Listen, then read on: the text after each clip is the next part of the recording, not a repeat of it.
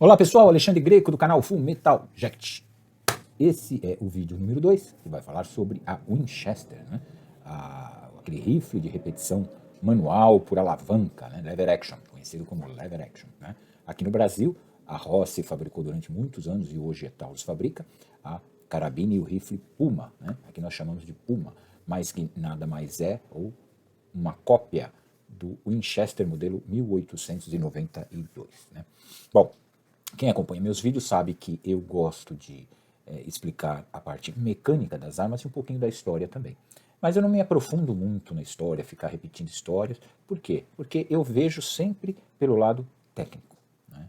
As histórias que a gente lê, que são contadas, às vezes elas têm um grande apelo de marketing, né?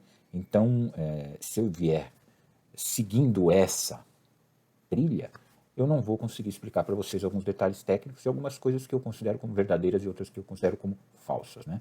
Por exemplo, a Winchester, nós sabemos que é uma marca, certo? Mas os projetos dessas armas não eram feitos por Oliver Winchester. Isso é óbvio, sabido, mas muita gente pensa que não. Bom, agora hoje vocês vão começar de uma forma até engraçada, né? Vocês vão aprender que o que tem a ver esse alfinete com um rifle de repetição por alavanca, Winchester, né?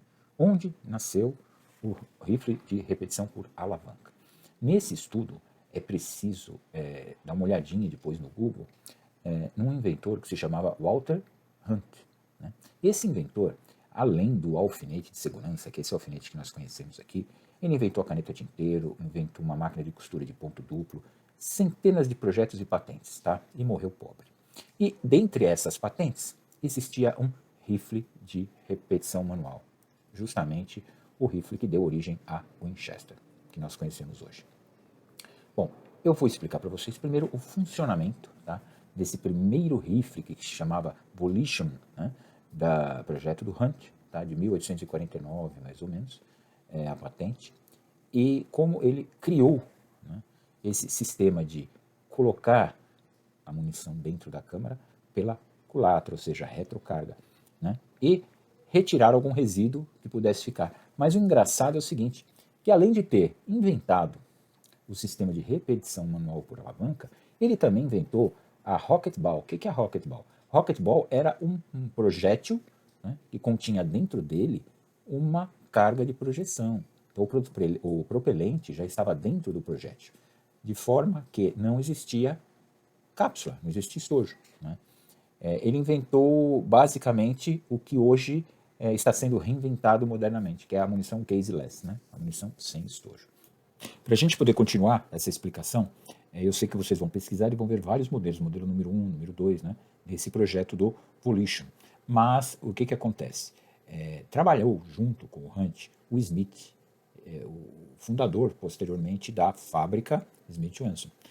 Esse Smith ajudou no desenvolvimento do modelo número 2, junto com outro projetista que chamava-se Jennings. Então, houve uma série de modelos, né, com a participação desses outros projetistas. Mas, como se tratava de um projétil sem estojo, havia uma série de inconvenientes, né, para que essa arma tivesse sucesso. Então, apesar de ser um modelo lever action, de repetição manual, coisa inédita na época, né, com carregador tubular sob o cano, existia o problema da insistência na munição caseless ainda do Hunt, tá certo? Qual era a desvantagem dessa munição? A desvantagem dessa munição era que nos primeiros modelos a espoleta tinha que ser colocada em separado. Então, no primeiro modelo, né, desse Jennings, Smith Jennings, você tinha um compartimento onde você colocava o fulminato de mercúrio na forma de bolinhas, tá ok? Então, toda vez que você manobrava a alavanca, você colocava uma munição dentro da câmara, ou seja, carregava a câmara, né, e ao mesmo tempo você colocava uma bolinha de fulminato de mercúrio na parte traseira desse projétil. Efetuava o disparo, né, e na próxima movimentação da alavanca tudo se repetia. Então isso gerou uma série de problemas, né? Você lidar com o fulminato de mercúrio, ele tinha que descer por um canal, eu vou desenhar para vocês como funcionava esse sistema, para vocês entenderem. Mas gerou uma série de problemas, né? Então o próprio Hunt, na época, ele criou uma munição já com o fulminato de mercúrio dentro do projétil. Isso facilitou muito, né, o desenvolvimento dos rifles de repetição. Então surgiram os primeiros rifles de repetição chamados da fábrica Volcanic. Essa fábrica, por coincidência, já não pertencia ao Hunt. Essa fábrica pertencia aos sócios Smith e Wesson. Então eles compraram a patente do Hunt e criaram as primeiras armas chamadas Volcanic, que eu vou deixar uma foto para vocês aí. Então esses rifles de repetição Volcanic, e também pistolas de repetição por alavanca Volcanic, já usava esse projétil, tá, com espoleta interna, tá bom?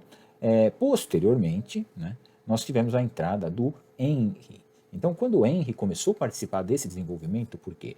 Porque o Smith Wesson já tinha muito problema com essa munição caseless, devido à falta de velocidade e falta de massa. Por quê? Porque a culatra não era perfeitamente fechada. Porque vocês sabem, eu já expliquei em vários vídeos anteriores, que a vedação, né, da culatra se dá pela expansão do estojo. Então você imagina que quando você dispara, a pressão interna expande o estojo e cola na parede da câmara, evitando que vazem gases para trás, né? Então todos esses gases, né, são aproveitados na forma de um vetor de força, né, na base do projétil e impulsiona o projétil para fora. Nesse projeto, nesses primeiros rifles, né, Volcanic, não existia estojo. Então a vedação era feita na culatra fechada. Então, a velocidade do projétil era pequena, mesmo porque a carga de projeção contida dentro do projétil também não era grande, era pólvora negra e um pequeno volume. De forma que você tinha uma munição que era muito mais fraca do que, por exemplo, um 6,35, um 25 ACP. Então, era uma munição de calibre grande, .41, .31, em alguns casos, mas muito fraca, de pouca energia cinética, vamos dizer assim, né? Então o Smith Wesson achou aquilo, poxa, nós estamos perdendo muito dinheiro com essa fábrica, vamos passar para outro projetista tentar melhorar isso aí. E aí apareceu o Henry. Só que o Henry, ele já veio numa época da criação do estojo metálico, né? Já lá por volta de 1950 e pouco, 55, 56. Então o Henry, ele já modificou aquele rifle Volcanic, né? E usando uma munição de percussão anular, calibre 44, entendeu? Então, esse 44 Henry, né, passou a ser o calibre dessa arma de repetição manual por alavanca. E aí a arma ficou perfeita, ou seja, tinha uma munição poderosa, né, funcionava melhor, né, ele criou o sistema de extração para poder ejetar os estojos também, extrair e ejetar os estojos da câmara. Então, daí o Henry, né, foi transformado, né, através da venda dessa empresa para a Winchester. E aí passou a ser fabricado no Winchester, mas já foi em 1866, mais ou menos. Até 1860, nós tínhamos o Henry, né, como conhecemos hoje. Veio a Guerra da Secessão, então houve a fabricação de uma série desses rifles que foram usados durante a Guerra da Secessão Americana, e depois, já em 66, né, nós tivemos a Winchester modelo 66 Papo Amarelo, que é aquela que nós conhecemos com armação toda de bronze, né? Todas essas armas que eu citei, elas tinham a caixa, a armação de bronze. Por que bronze, gente? Porque o bronze, ele é muito resistente, né? A fundição do aço, na época, ainda era precária, vamos dizer assim. Já o bronze, as ligas de bronze, aquelas ligas usadas nos canhões, por exemplo, elas eram muito resistentes e de baixo ponto de fusão. Então você tinha o preenchimento total, tá, da caixa de areia, devido à densidade do bronze, você não tinha falhas internas, tá? E tinha um material de excelente qualidade, e ainda com resistência à corrosão maior do que o aço. Né? E outro fator também que era importante é que o bronze tem uma capacidade de lubrificação. Então, como eram partes móveis que trabalhavam lá dentro, você tinha contato de peças de aço com peças de bronze, o que facilitava a movimentação do ferrolho, tá certo? Eu vou desenhar para vocês aqui agora o básico de um rifle, né, de alavanca, tá certo? Para vocês entenderem, tá? E também vou mostrar a munição, deixa eu ver se eu consigo mostrar para vocês aqui já a munição caseless, né? Então vou passar aqui. Olha, dá uma olhadinha aqui, ó. Aqui nós temos uma pistola Volcanic já. Essa Volcanic, como eu disse, já estava nas mãos de Smith Wesson, né? Dos dois sócios, né? Eles fundaram essa empresa e a munição já continha aqui, ó, o fulminato de mercúrio internamente. Então eu não sei se vocês conseguem ver aqui, eu vou ver se eu consigo ampliar um pouquinho mais, tá vendo, né? Vou ampliar mais aqui para vocês, tá? Então tá aqui, ó. Essa munição que eu estou mostrando para vocês aqui, essa parte externa é o chumbo, tá certo? Essa parte em verde aqui é o propelente. Aqui atrás nós temos uma pequena peça de latão que segura uma cortiça e aqui dentro a espoleta. Então, esse conjunto dessa peça de latão aqui, no momento do disparo, ela ficava retida no percussor. Então, o percussor dessas armas, ele era em forma de arpão, ou seja, essa forma aqui que está desenhada aqui, ó, tá vendo? Ele perfurava a cortiça, percutia a espoleta e no retorno do ferrolho ele trazia esse resíduo de latão aqui, tá? Mas esse já é o segundo modelo. Lembre-se que no primeiro modelo não havia essa parte de latão aqui, tá? Havia só a cortiça, tá? A espoletinha, o fulminato de mercúrio, era colocado por um outro sistema aqui atrás, dentro da arma. Isso no modelo Smith-Jennings, né? Ou Jennings-Smith número 2, tá certo, pessoal? Aqui vocês vão ver aqui uma perspectiva, tá? Uma perspectiva aqui embaixo, ó, dá uma olhada. Tem aqui a perspectiva onde dá para ver legal o projétil, só que não está desenhado aqui o propelente, né? Vocês estão vendo aqui que está oca a bala. Então, o que acontecia? A gente tinha pouca massa de projétil, porque o projétil era... Bom, a gente tinha pouca massa de projétil, tá? Porque o projétil era oco, certo? E tinha péssima vedação da culatra. Consequentemente, tínhamos baixa velocidade e baixa energia cinética, tá certo? Então, isso se tornou um problema muito grande, o Smith e Wesson não conseguiram resolver e passou a ser resolvido por quem? Pelo Henry, com a criação do calibre 44 Henry, tá certo? Que já usava estojo metálico, tá certo, pessoal? Então, vamos seguir aqui, eu vou fazer um desenho para vocês agora, vou mudar a câmera aqui, para que vocês consigam entender o básico do funcionamento, desde o projeto do Hunt, né, até o projeto do Henry. E aí já fica muita coisa para esse primeiro vídeo, e aí nos vídeos subsequentes nós vamos aprofundando mais até chegarmos na Winchester modelo 92, que é a nossa querida Puma. Tá certo, pessoal? Então vou mostrar o desenho para vocês aqui agora. Pessoal, vamos ver se eu consigo desenhar para vocês, porque eu ainda não estou com o braço legal, né? Então eu não tenho muita firmeza para desenhar, mas eu vou tentar desenhar para vocês aqui e explicar ao mesmo tempo que é uma arma de repetição manual. Então nós lembramos que a arma de fogo, ela tem uma câmara, certo? Normalmente tem uma câmara, essa câmara tem um final, nós temos um cone de forçamento, certo? E depois sai daqui o raiamento do cano, tá certo? Isso é uma arma, basicamente uma arma de retrocarga. Então, a munição entra por trás, ela é carregada por trás, certo? Então, nós sempre carregamos, tá, a câmara da arma de fogo, tá certo? Então, aqui nós temos o cano do nosso rifle de repetição manual, tá certo? Então, isso aqui é uma munição, já vou desenhar para vocês aqui, uma munição, que ela é quase que uma garrafinha, mas não chega a ser totalmente, que é a munição 4440 Winchester, tá? Então a câmera vocês vão notar que ela tem realmente esse degrau aqui, tá bom? Esse pescocinho, vamos chamar assim, tá certo? Isso é um 4440.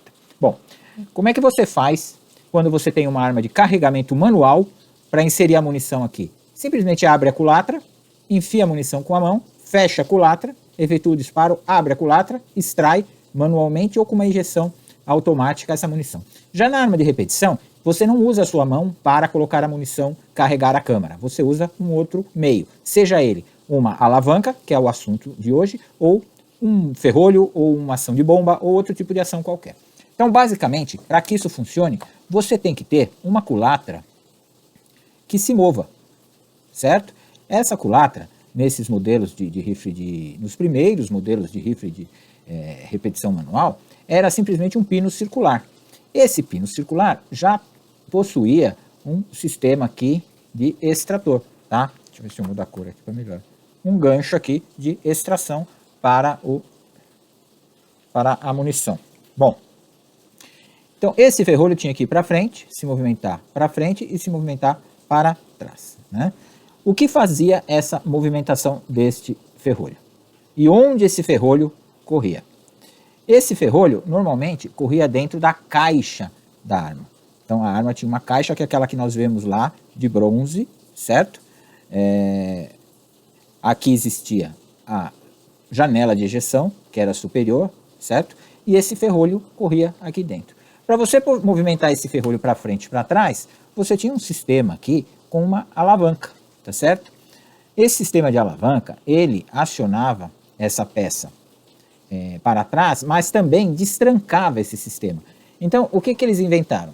Para permanecer durante o aumento de pressão aqui, existia uma força agindo na culatra, certo? Isso precisava ficar parado. Como que isso ficava parado? Através de um joelho. Então, existia um joelho, eu vou desenhar ele já aberto aqui para vocês entenderem, né? Olha, existia um joelho, tá? Que fazia esse movimento. Conforme você puxava para baixo essa alavanca, você trazia esse conjunto para trás. Então, vamos supor, nesta posição aqui, que ele já está um pouco dobrado o joelho, este ferrolho já estaria mais ou menos nessa posição de recuo. Olha só, porque ele está dobrado. Então, quando você abaixa essa parte aqui, você puxa isso para trás, até a hora que você chega no ponto máximo. Quando você inverte, fecha a alavanca, você empurra esse eixo para cima, empurrando esse eixo para frente e esse ferrolho para frente, tá certo? Então, esse sistema básico aqui de joelho é usado nos primeiros fuzis de alavanca, desde o Henry, desde o Volition, até a Winchester 66, Winchester 73, 76. Depois, na 92, que já era um projeto do Browning, certo? John Moses Browning, já modificou-se isso. Por quê? Nós já passamos a usar munição, nessa época, nós usávamos munição de pólvora negra, certo? Então, a pólvora negra, ela não tinha tanta pressão, era uma curva de pressão diferente, né? Uma quantidade de grains aqui, normalmente por volta de 40 grains, certo? De pólvora negra, nesse cartucho de 44, 40 grains, Winchester, certo? Então, esse sistema de alavanca aqui era suficiente para trancar o retrocesso do ferrolho, tá bom? Como que nós fazíamos, então, para alimentar, certo? Essa repetição automática, certo? Que ia prover o carregamento do cano. Embaixo desse cano, nós tínhamos um tubo, certo? Onde a munição era alojada. Então, a munição ficava alojada aqui, né? Uma atrás da outra. Daí alguns aí vão dizer, então por isso que a ponta da munição do 4440 não tem ponta, ela é retinha. É por isso mesmo, que era justamente para ela não ficar percutindo na espoleta da munição da frente. Então, ela tinha a ponta reta, tá? Isso daqui era impulsionado por uma mola, por um pistãozinho aqui, por uma mola helicoidal, tá certo, pessoal? Nesse modelo, já com cartucho metálico. Então, você tinha uma força constante empurrando essa munição para trás, tá certo? Dentro da caixa. Aí, o que ocorre? Uma vez que você abre a alavanca, aqui que você abaixa a alavanca, ao mesmo tempo que você recua aqui, há um pequeno atraso e depois você tem que subir uma gaveta aqui. Então, aqui existe uma gaveta, tá certo? Que a gente chama aqui nos nossos modelos 73, 1873, de papo amarelo, né? Papo amarelo. Essa alavanca, o que é? Um compartimento, assim, tá? Que quando a munição, o papo amarelo aqui, está abaixado aqui, a munição está nessa posição. Dá uma olhada, tá? Quando a alavanca tem um encaixe aqui atrás, quando você movimenta, vou colocar a alavanca aqui para vocês entenderem, tá? Ver se dá para colocar aqui no vídeo. Aqui. Quando você movimenta essa alavanca para cá, para fora, que você abre a alavanca, girando nesse eixo mais ou menos, tá, pessoal? Além de você trazer isso para baixo, você levanta essa gaveta, você levanta o papo amarelo. Então, esse ferrolho recua, porque você puxou para baixo o joelho, e ao mesmo tempo você posiciona essa munição no alinhamento do cano, tá? No retorno, no recuo do ferrolho, ele tem o extratorzinho, ele traz com ele a cápsula deflagrada. Aí ele tem o ejetorzinho, joga a cápsula para fora aqui, certo? Por cima, tá? E, ao mesmo tempo, quando chega no final do curso da alavanca aqui, essa gaveta subiu totalmente e colocou a munição no alinhamento do cano. Aí o que ocorre? Enquanto essa munição está subindo, há o bloqueio dessas munições que estão no alimentador tubular aqui. Há o bloqueio, né? Então, quando você retorna a alavanca, empurrando o joelho para cima, o ferrolho avança e empurra essa munição que já está aqui em cima no alinhamento para dentro do cano. Então, você completou esse ciclo de alimentação manual. tá certo? Então essa alimentação aqui, ela é feita pela ação da alavanca, tá certo? Agora, obviamente, quando esse ferrolhinho aqui, ó, ele vai para trás, dentro dele tem o percussor. Mas ele empurra o cão. Então aqui atrás nós temos o sistema do cão, certo? Cão e gatilho. Então ele também arma o cão, tá certo? O cão fica armado, uma vez fechado você pode liberar o cão, percutir aqui a espoleta nova e tal. Então o ciclo é esse. Então basicamente o que o Hunt inventou naquela época? Ele inventou o sistema de alavanca, né? Esse sistema onde você tinha uma alavanca, o sistema de alimentação aqui, tubular, certo? E o sistema de repetição de carregamento da câmara. Então ele inventou tudo isso aqui, ou seja, o mesmo cara que inventou o alfinete, inventou esse sistema, que foi sendo aperfeiçoado conforme a munição, né? Só que primeiramente o Hunt usava aquela caseless, aquela munição, e era um sisteminha um pouco diferente aqui com relação à percussão, tá certo? Mas com relação à movimentação do ferrolho e o carregador tubular, e essas coisas era a mesma coisa, é o mesmo projeto do Hunt. Então, para a gente lembrar, tudo começou com o Hunt, o Walter Hunt, certo? Depois ele contratou o Smith, da Smith Wesson, que começou a fazer algum desenvolvimento, aprimorar o projeto dele. Depois eles contrataram o Jennings, certo? Jennings, tá? Aí o Smith e o Jennings criaram um segundo modelo, certo? Depois foi fabricado esse segundo modelo por uma fábrica que eu não lembro o nome, e depois veio o Wesson, certo? Quando o Wesson veio, ele se juntou com o Smith e criou a Volcanic Arms. Essa Volcanic Arms, que também trabalhava com a caseless, só que mais moderna, né, já com a espoleta interna, tá certo? Mas que ainda era um problema. Então eles venderam isso aqui, passaram isso aqui para um outro cara que se chamava Henry, ok? Que também era funcionário da empresa. E o Henry criou, né? O Henry criou a munição .44 Henry, cartucho metálico, que é a munição que deu origem ao 40 grains da Winchester. Então, basicamente é isso aqui. O desenvolvimento surgiu lá atrás, tá? Então aqui é só, a grosso modo, depois eu vou mostrar em detalhes para vocês como funcionam essas peças, como são essas peças, como funciona esse sistema de alavanca. Ele tem uma mola aqui dentro para fazer acionamento, né? Ele tem esses pinos aqui, eles são justos, ele tem um rasgo aqui para favorecer a movimentação.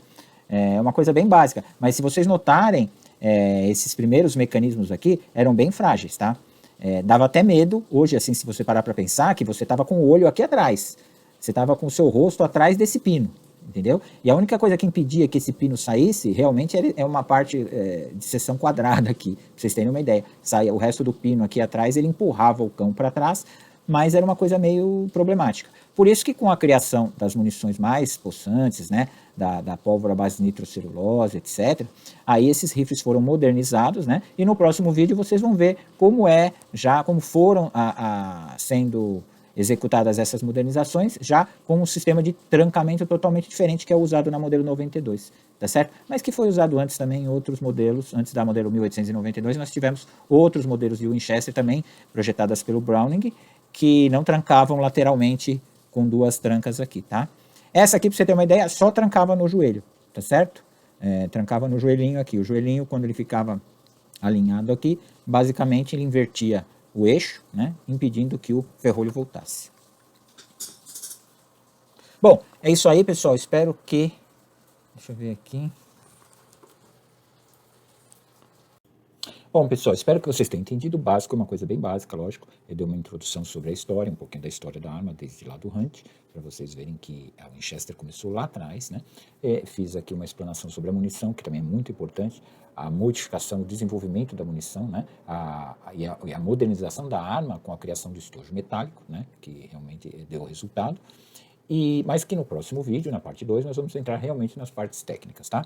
Que é a parte de cada peça, cada componente, desde o modelo 1866, né? Ou do Henry, que é basicamente a mesma coisa, com o cartucho caseless e depois com o cartucho com estojo metálico, né? No modelo Winchester 1866, tá? Eu espero que vocês tenham gostado do vídeo. Se tudo der certo, teremos a parte 2 desse vídeo, depois a parte 3, a parte 4, tá bom? E vamos seguindo aí, pessoal. Não deixa de dar o like, tá? Se puder compartilhar o canal aí, pra gente ver se consegue manter isso aí por mais tempo, tá bom? Um abraço, até o próximo vídeo.